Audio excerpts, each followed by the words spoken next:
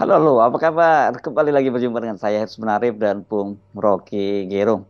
Bung Rocky, unjuk rasa di Jakarta ini mulai sedikit mereda ya, tapi kalau ini yang sangat mengejutkan, saya kira di sejumlah daerah itu makin memanas itu. Bahkan terjadi bentrokan dengan aparat keamanan. Kalau kita lihat itu mulai dari Semarang, di Mataram, di mana lagi di Makassar dan banyak juga daerah-daerah lainnya itu. Ya, benar sekali, Hersu, karena pertaruhannya memang di situ.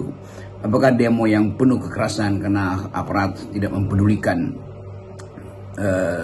pendekatan yang lebih dialogis, dan itu menyebabkan bertumbuhnya kebencian bahkan pada aparat, sehingga timbul semacam akhirnya perang antara aparat dan mahasiswa. Tetapi yang lebih penting lagi adalah kemampuan aparat untuk membaca dimensi protes mahasiswa ini apa sebetulnya di belakangnya. Kan dulu orang cuman mempersoalkan Jokowi karena 3 periode, karena berupaya untuk menunda pemilu, karena cawe-cawe dari lembaga-lembaga survei yang membackup dia. Sekarang orang tiba, terutama mereka yang mengerti keadaan di lapangan, tahu bahwa di belakang benak para mahasiswa bukan lagi soal 3 periode, bukan lagi soal cawe-cawe Jokowi yang menyodorkan Gibran untuk jadi wakil Prabowo. Sekarang isunya adalah ketamakan, kemewahan yang dipamerkan. Dan itu yang menyatukan sebetulnya mahasiswa dan rakyat. Jadi kalau isu itu udah menyangkut disparitas ekonomi, kebencian pada mereka yang berkuasa tetapi tidak peduli dengan kemiskinan rakyat, ini artinya satu paket perubahan, itu perubahan secara total, sudah ada di depan mata. Nah, kalau itu diperhatikan oleh pengguna kekerasan, aparat kepolisian terutama, mestinya ada semacam evaluasi dari Kapolri bahwa keadaan memang tidak lagi sekedar mahasiswa protes secara politik, tapi protes secara kultur bahkan. Jadi kebudayaan atau nilai-nilai kebudayaan udah masuk di dalam benak publik hari-hari ini, terutama mereka yang berdemonstrasi. Bayangkan misalnya anak SMA udah ikut demonstrasi, itu urusannya apa?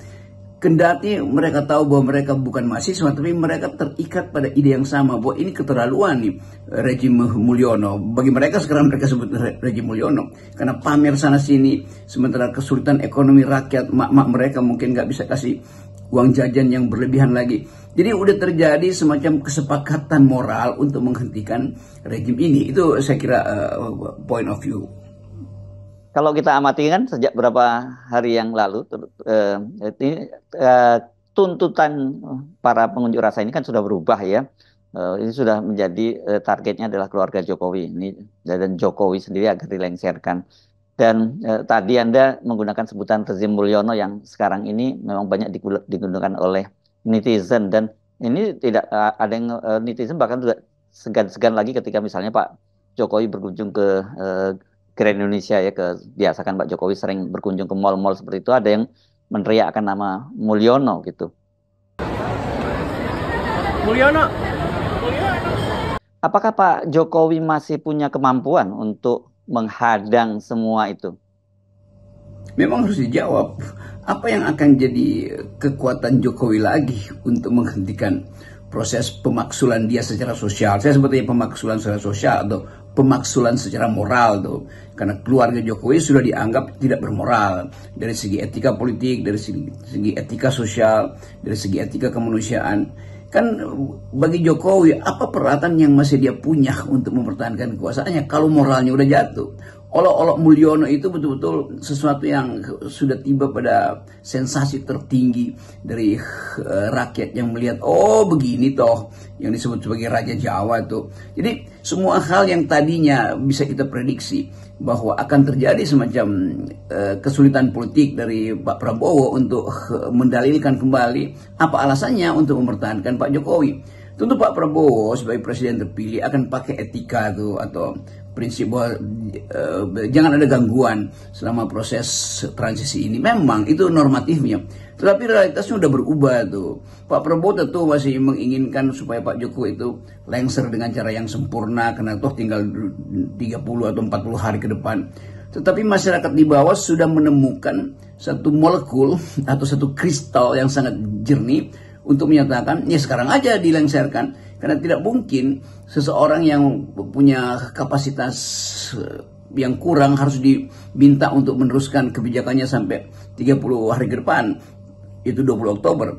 Kan publik mulai menduga jangan-jangan justru dalam sampai 20 Oktober Jokowi masih akan punya cara untuk mengembalikan kekuasaannya. Walaupun kita tahu bahwa peralatan Pak Jokowi udah habis. Dia mau nego dengan siapa? Nego dengan Ibu Mega udah nggak mungkin. Nego dengan partai yang bisa mengamankan dia, Golkar, udah nggak mungkin juga. Karena Golkar juga menjadi sasaran empuk, atau bukan sasaran empuk aja, sasaran yang betul-betul ditargeti oleh gerakan mahasiswa tuh karena kelakuan dari Bahlil kan. Itu intinya kan. Jadi perampasan Golkar itu justru membalikkan keadaan. Jokowi tidak punya lagi peralatan untuk mempertahankan diri itu. Dia memang merampas Golkar, tapi Golkar sendiri tidak punya kekuatan karena moralnya jatuh juga oleh kelakuan saudara Bahlil. Jadi kita mulai lihat bagaimana hukum-hukum sosiologi arti akhirnya merumuskan bahwa to be or not to be, sekarang atau tidak. Nah itu yang ada di kepala netizen hari ini, bahwa Jokowi ya sebaiknya lengser aja. Nah kita hanya ingin terangkan itu supaya pengendalian kekerasan di bawah juga mengerti bahwa mahasiswa menuntut hal yang betul-betul etis, bukan sekedar politis. Situasi semacam ini, Bung Rocky ya, menyadarkan kita pentingnya selalu yang kita sebut sebagai etikabilitas ya, nilai-nilai etika yang harus kita junjung tinggi, apalagi itu oleh para pejabat publik dan keluarganya. Dan saya kira ini penting kita ingatkan kepada Jokowi dan keluarganya karena ini menjadi salah satu sumber kemarahan yang luar biasa dari publik berkaitan dengan gaya hidup dari keluarga Jokowi yang suka pamer. Ya kita mesti ulangi lagi kalimat itu bahwa perjuangan etis akhirnya ditemukan. Nah kalau perjuangan politis masih bisa ada negosiasi tuh. Si ini dapat ini, tuker macam-macam tuh. Mungkin aparat Jokowi yang terakhir, lembaga-lembaga survei ini masih berupaya untuk mensurvei di mana sebetulnya hal yang masih bisa mereka sulap sebagai headline bahwa Jokowi masih tenang-tenang aja, Jokowi nggak ada masalah dengan soal-soal semacam ini. Tapi kita bisa baca psikologi di dalam keluarga Pak Jokowi. Bagaimana Gibran melihat keadaan ini dari dekat tuh, yang dia merasa dia akan dilantik, tetapi keadaan tidak memungkinkan, dia merasa optimis. Bagaimana Kaisang akhirnya moralnya jatuh karena pameran kekayaan. Bagaimana Bobi Nasution misalnya menonton aksi kekerasan di seluruh Indonesia. Kan semua ini jadi bahan percakapan Pak Jokowi dengan keluarganya di meja makan atau bahkan sebelum tidur. Jadi kita mesti bayangkan bahwa secara moral dinasti ini udah selesai. Karena itu tuntutannya bukan lagi tuntutan politis tapi tuntutan etis. Yaitu mungkin ada sedikit kelegaan Pak Jokowi untuk tampil ke publik mengatakan memang saya bersalah, dinasti saya memang saya yang besarkan, memang ambisi saya ada di situ. Kan itu kejujurannya mesti diperlihatkan di hari-hari terakhir. Sama seperti Pak Harto memutuskan saya lengser demi bangsa dan negara. Sekarang demonstrasi ini akan terus berlanjut. Kita kendalikan atau tidak kita kendalikan, aparat kendalikan atau tidak kendalikan, kita udah masuk di dalam tuntutan moral, yaitu pembusukan, political decaying yang beberapa bulan lalu kita udah sebutkan di dalam banyak analisis di FNN bahwa akan terjadi pembusukan politik. Istilah Huntington itu political decaying. Ada lembaga politik tetapi di dalam lembaga itu berlaku proses-proses pengendalian yang ditumbuhkan hanya karena ambisi itu. Jadi semua hal yang pernah kita duga akhirnya bertemu hari-hari ini. Bagaimana mungkin kita membayangkan Jokowi yang seminggu lalu masih jagoan bicara tentang Golkar, tetapi kemudian dalam 4 hari udah lemas sebetulnya energi politiknya. Jadi Jokowi akan minta perlindungan pada siapa? Itu pertanyaannya tuh. Ya pada rakyat mestinya. Dan rakyat menganggap bahwa ya perlindungan terbaik Anda mengundurkan diri aja kan. Jadi akan ada cerita baru bahwa tuntutan itu akan bertumbuh terus sebagai tuntutan etis, dan semua tuntutan etis tidak mungkin dicegah melalui alat-alat kekerasan. Itu udah nasib sejarah tuh, dari revolusi Prancis pergi pada kasus-kasus penumbangan rejim otoriter, itu semuanya berlangsung di dalam catatan sejarah. Saya kira dalam situasi seperti ini ya, orang atau publik itu lebih memilih untuk menunggu dan memperhatikan apa yang diucapkan oleh Pak Prabowo sebagai incoming leader gitu, ketimbang ucapan dari Pak Jokowi yang orang sekarang sudah cenderung tidak percaya gitu ya, karena memang faktanya seringkali apa ucapan Pak Jokowi itu ya berbalik dengan realitasnya. Dan apalagi kan kita tahu bahwa Pak Jokowi ini kan sebagai pemimpin akan segera pergi ya, outgoing leader gitu. Bahkan hari ini ada banyak yang tidak sabar untuk meminta Pak Jokowi segera untuk dapat pergi lebih awal begitu. Ya, akhirnya orang harus menafsirkan dua dimensi pada Pak Prabowo, yang bahkan dimensi itu terbaca dalam pidato beliau di Munas PAN kemarin. Kan poin Prabowo, jangan ada orang yang berupaya untuk memisahkan dia dari Jokowi. Itu sebetulnya etika tertinggi dari seorang pemimpin. Karena apapun keterangannya, Prabowo masih anak buahnya Jokowi. Dan itu pendekatan yang harus dipakai adalah biarkan itu berproses secara natural. Jangan dibentur-benturkan. Kan itu istilah Pak Prabowo. Bagus memang istilah itu. Tapi pada saat yang sama, Prabowo memberi sinyal juga bahwa jangan ada kekuasaan yang rakus. Tuh, kemana sinyal itu? Ya bagi orang yang ada di jalan itu pasti pada Jokowi kan. Jadi mendua sebetulnya kalimat diplomatis Pak Prabowo. Tapi kita mengerti bahwa Prabowo memberi sinyal bahwa di era ke depan misalnya jangan ada yang rakus. Tetapi orang akan lihat, oh ya kalau begitu di era ini siapa yang rakus kan.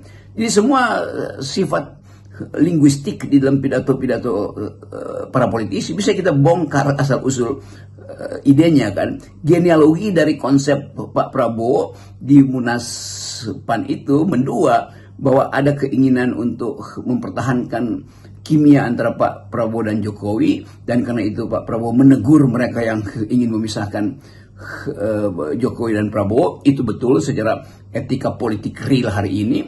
Tapi juga betul bahwa Prabowo memberi sinyal bahwa kekuasaan yang rakus itu pasti akan ditentang oleh rakyat. Kan itu intinya tuh. Jadi kita mungkin bisa berdiplomasi di dalam kalimat, tetapi batin rakyat Indonesia bisa melihat dengan terang benderang apa yang sedang terjadi sekarang.